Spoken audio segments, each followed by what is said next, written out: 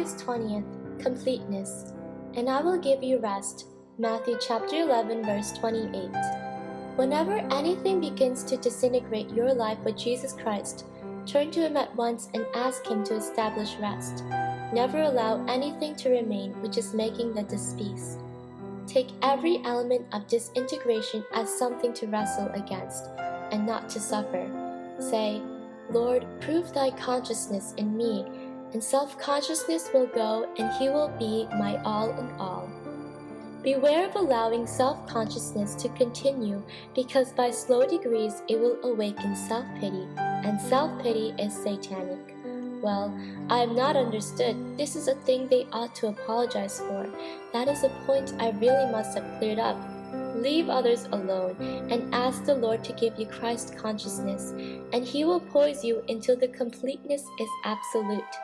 The complete life is the life of a child. When I am consciously conscious, there is something wrong. It is the sick man who knows what health is.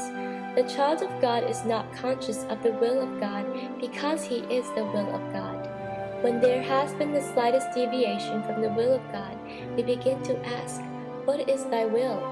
A child of God never prays to be conscious that God answers prayer.